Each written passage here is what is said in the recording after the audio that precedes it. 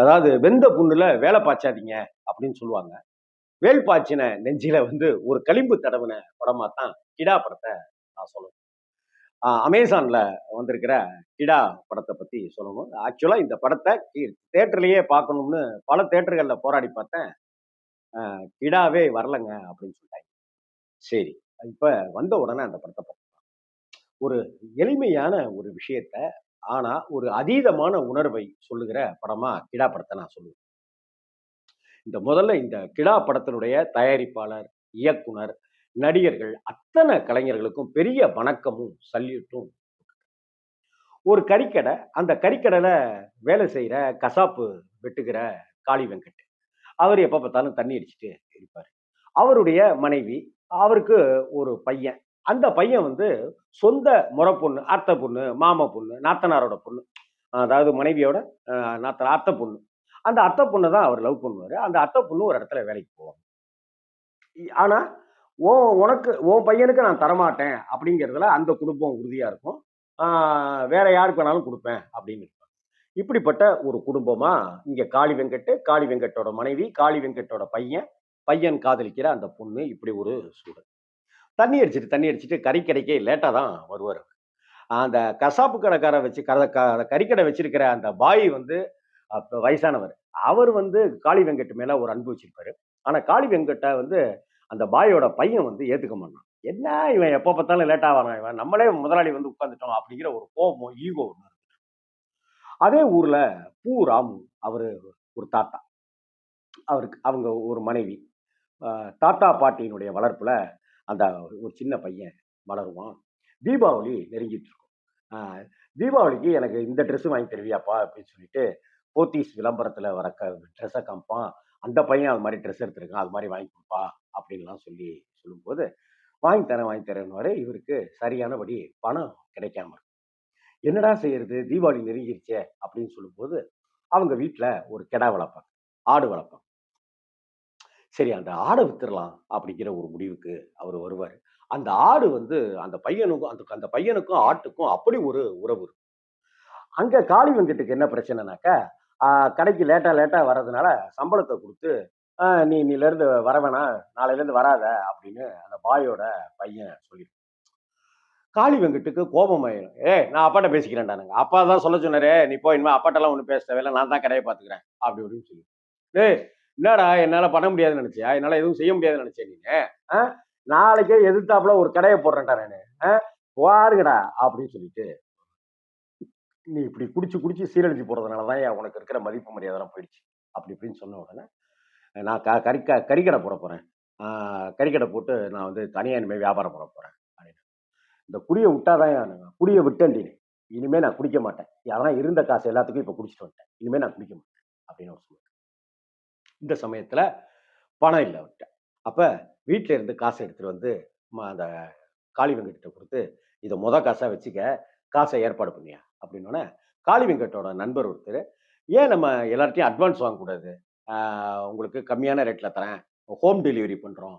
அப்படின்னு சொல்லிட்டு ஏன் செய்யக்கூடாது? அப்படின்னு அந்த கிராமத்துல இருக்கிற காளி வெங்கட்டுக்கு நண்பர் சொல்ல, அந்த நண்பரும் காளி வெங்கட்டுமா போயி ஒரு பொட்டி கடையில மளிகை கடையில போய் 1 கியர் நோட்டும், ஒரு பேனாவும் வாங்கி, "அ இந்த மாரி ஆட்டுக்கறி இவ்வளவு ரேட்டு. உங்களுக்கு கம்மியான ரேட்ல தரேன். அதிகாலையில வீடு தேடி உங்களுக்கு கறிய கொண்டு வந்து சப்ளை பண்ணிருவோம்." அப்படின்னு சொல்லி ஒவ்வொருத்தங்கட்டயும் பாதி காசு, பாதி காசுன்னு வாங்கி வச்சுக்கிட்டு, அந்த ஆடு எங்கடா கிடைக்குதுனாக்கா, ஆடு எங்கேயுமே கிடைக்காது. அ கடனுக்கு குடிக்கிற ஆடுன்னு தெரிஞ்சவங்கள்ட்டலாம் கேட்டாக்கா, அதெல்லாம் பாய் கேட்டாரு, குடுத்தாச்சு. அவங்க கேட்டாங்க, குடுத்தாச்சு. உனக்கெல்லாம் கடன்லாம் வேற தர முடியாது. போப்பு அப்படின்ருவாங்க. கடைசியில அந்த ராமு அவரு ஒரு தாத்தா ஒரு ஆடு வச்சிருந்தாரு இல்லையா? அந்த ஆட விக்கிறதுக்கு அப்படின்னு முயற்சி பண்ணும்போது, அந்த ஆட அ பணம் குடுத்து வாங்கலாம் அப்படின்னு இருக்கும்போது, விக்கக்கூடாதுன்னு பேரன் சொல்லுவான். "டேய் வித்தா தான்டா ட்ரெஸ் வாங்க முடியும், பட்டாசு வாங்க முடியும்னாங்க. எனக்கு ட்ரெஸ் வேணாம், பட்டாசு வேணாம், ஆடெல்லாம் விக்கக்கூடாது." அப்படின்னு. இதுக்கு மத்தியில இருக்கிற போராட்டத்துல, காளி வெங்கட் வந்து பணத்த இந்தாங்கண்ணே, அ திரும்ப பணத்த குடுத்துர்றேண்ணே அப்படின்னு சொல்லிட்டு ஒரு தொகைய குடுக்க, அந்த தொகைய வாங்கிட்டு ஆட போய் பார்த்தா, ஆட திருடுறதுக்குன்னு ஒரு கூட்டம் இருக்கும்.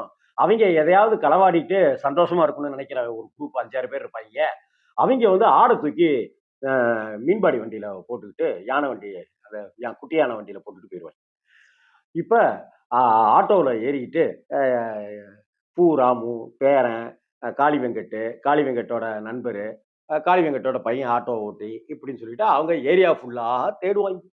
ஏப்பா ஆடை தூக்கிட்டு இப்படி வந்து வண்டி வந்துச்சாப்பா? ஆமாப்பா இப்படிதான்ப்பா போச்சு, வேகமா போச்சுப்பா, வெரசா போங்க வெரசா போங்க அப்படி இப்படின்னு சொல்லுவாங்க. எங்க தேடிட்டு இருப்பாங்க. அதுக்கு பக்கத்து ஊர்ல இருக்கிற ஒரு அரசியல்வாதி வீட்லயும் போய் ஒரு 5, 6 ஆடை திருடிடுவாங்க. அந்த திருடின விஷயம் பார்த்துட்டு அந்த அரசியல்வாதியும் கூட அவரு ஆளுங்களெல்லாம் கூட்டிட்டு வந்து அவரும் தேட, இவரும் தேட, எல்லாம் தேட இதுக்கு மத்தியில அந்த ஆடு அந்த அரசியல்வாதியோட ஆடு எல்லாமே கிடைச்சு. இதுக்கு இடையில இங்க வந்து ஏன்பா ஆடு காணுமாப்லப்பா, வாங்கின ஆடு அப்புறம் எப்படி எங்களுக்கு ஆட்டுக்கறி தருவான் காலையில தீபாவளிக்கு? விடிஞ்சா தீபாவளிப்பா அப்படி இப்படின்னு சொல்லிட்டு இதுக்கு முன்னாடியே பணம் வந்துருச்சுன்னாக்கா நம்ம போய் ட்ரெஸ் வாங்கணும்னு சொல்லிட்டு ஒரு கடையில ட்ரெஸ் எல்லாம் பார்த்து வச்சுட்டு இதை யாருக்கும் தந்துடாதீங்க, நான் பணத்தோட வந்து சாயந்தரம் வாங்கிக்கிறேன் அப்படின்னு சொல்லியிருப்பேன். பணமும் சொந்தக்காரங்க அங்காளி பங்காளிட்ட எல்லாம் கேட்பாங்க. அவன் அவன் இல்ல நொல்ல அப்படின்னு சொல்லிடுவான் அந்த பூராம்.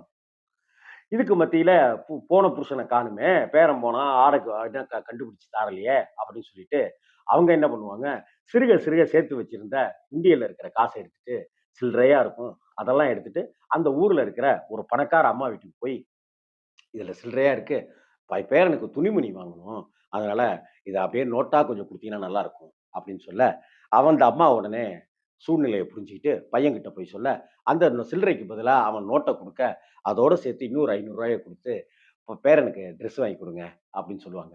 அது மட்டும் இல்லாம அவங்க வீட்டுல பட்டாசா பரவி கிடக்கும், அதை எல்லாத்தையும் கொஞ்சம் கொஞ்சமா அள்ளி போட்டு பேரனை வெடிச்சு வெடிச்சு சந்தோஷப்பட சொல்லுங்க அப்படின்னு சொல்லி பட்டாசும் கொடுப்பாங்க. இங்க காளி வெங்கட்டு வீட்டுக்கு வந்து மனைவி கிட்ட எல்லாரும் கத்த ஆரம்பிச்சிருவாங்க. எங்கம்மா காசை கொடுக்க சொல்லுமா, ஆய் போயின்னு கத்த ஆரம்பிச்சிருவாங்க. அட்வான்ஸ் கொடுத்துருக்காங்க இல்லையா நிறைய பேரு, அவங்க எல்லாம் கேட்க ஆரம்பிச்சிருவாங்க. அப்போ ஒரு கட்டத்துல வேற வழியே இல்லாம பாய்க்கு கறிக்கடை பாய்க்கு ஃபோன் பண்ணி, பாய் இது மாதிரி சூழ்நிலை, இது மாதிரி நிலவரம், என்னப்பா வேணும்? எனக்கு இத்தனை கிலோ அஹ், கறி பேக் பண்ணி தனித்தனியா கொடுத்தீங்கன்னாக்கா பெரிய உதவியா இருக்கும். வந்து எல்லாரும் சண்டை போட்டு ஒன்றும் இல்லப்பா, 10 நிமிஷத்துல இப்போ நான் அனுப்பிச்சி விட்றேன். ரொம்ப நன்றி பாய், அதெல்லாம் இருக்கட்டுமா பரவாயில்ல அப்படின்னு சொல்ல கறிக்கு பாய் கடையிட்டேருந்து ஒரு கறியை வாங்கி இவங்களுக்கெல்லாம் கொடுத்து செட்டில் பண்ணிடுவோம்.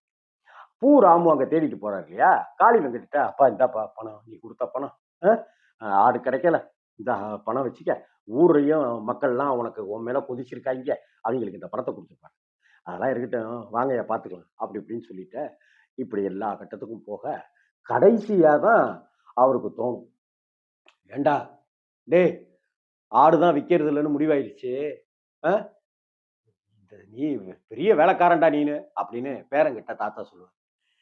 என்ன சொல்றீங்க அப்படின்னு காளி வெங்கட் கேட்கும்போது அந்த தாத்தா சொல்லுவாரு, ஏங்க எங்க இருந்தாலும் சரிங்க, இவன் கருப்பு அப்படின்னு கூப்பிட்டா போதுங்க, ஆடு ஓடி வந்துருங்க.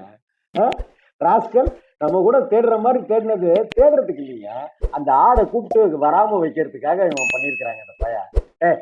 ஆடெல்லாம் விற்கல, ஆடெல்லாம் அறுக்கல, கூப்பிடுறா கருப்ப அப்படின்னு கருப்பு கருப்புன்னு அந்த சின்ன பையன் கூப்பிடுவான். ஒரு இடத்துல ஒரு ஐயனார் கோயிலுக்குள்ளார ஒளிஞ்சிருக்கிற அந்த ஆடு வரும், அந்த ஆட்டை தூக்கிட்டு அவங்க போவாங்க.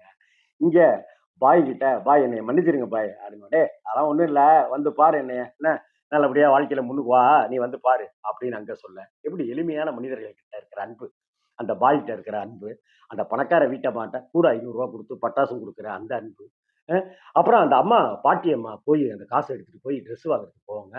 இந்த ட்ரெஸ் இல்லைங்க, இந்த ட்ரெஸ் இல்லைங்க, இந்த ட்ரெஸ் இல்லைங்க, காலையில எங்க வீட்டு ஐயா வந்து ஒரு ட்ரெஸ் பார்த்தாருங்க அப்படின்னு சொன்ன உடனே அந்த முதலாளிக்கு தெரிஞ்சு, இந்த ட்ரெஸ் தான் காலையில ஒரு ஐயா வந்து பார்த்துட்டு போனாரு.